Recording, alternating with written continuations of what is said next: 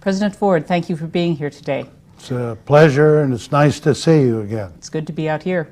I want to ask you a few things about your experiences in Congress and in the presidency and get some of your advice for Ford School students.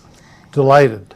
You had a long career as a public servant, and when you were chosen to be vice president, it was with a great deal of support and acclaim. Say a few things about what the skills were that made you an effective public servant in Congress and in the presidency. There are basically three important ingredients that leads to some success in public service. Number one, you have to have a reputation for total integrity. Secondly, you have to have a reputation for hard work, discipline. And last, and it's very important, you have to have a capability of getting good people to work with you. And my guess is those skills haven't changed 50 years later for our students than when you entered Congress. I'm sure they're identical. A little better communication perhaps because of the computer and so forth. But the fundamentals are still there. Yeah.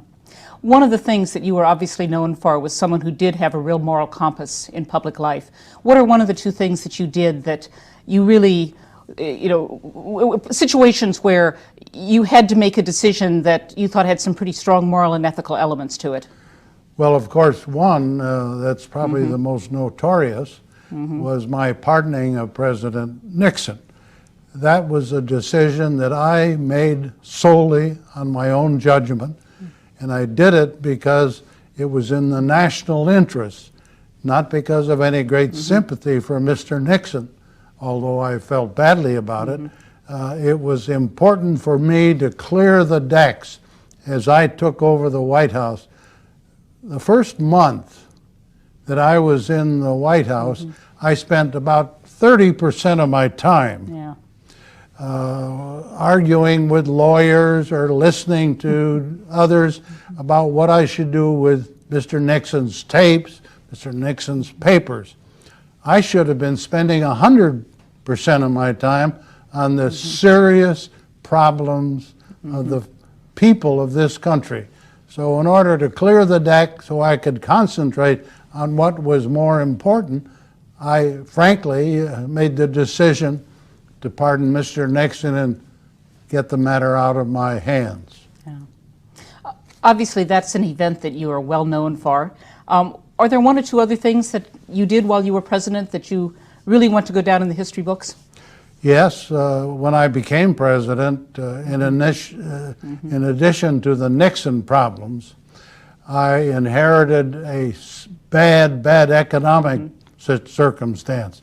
Interest rates were high, inflation was rampant, the federal budget was a mess.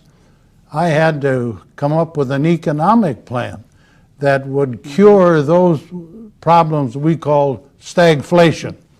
And I was very lucky, Becky.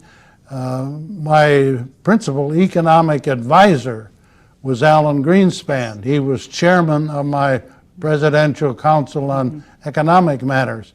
And Alan Greenspan's very good advice, which I followed, turned the economy around, not overnight.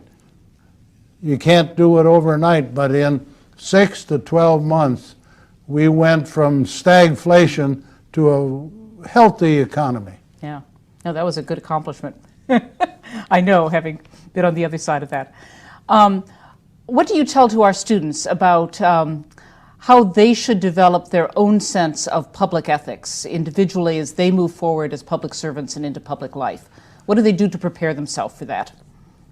Well, I can't help but advise that they have good parental background.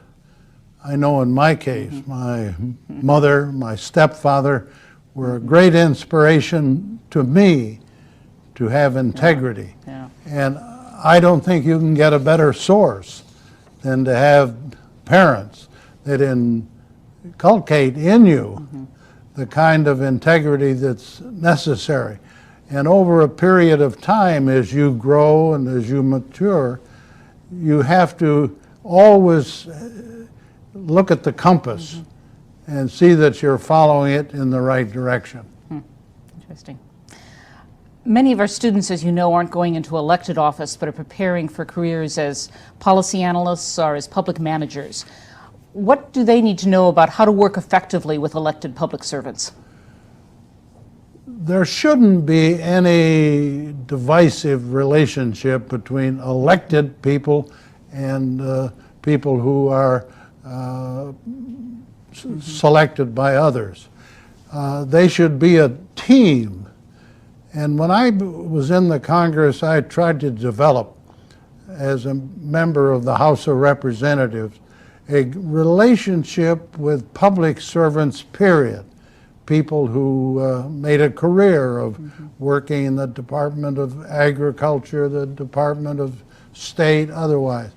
If you have a good rapport between elective and others, you have done a good job on behalf of the country.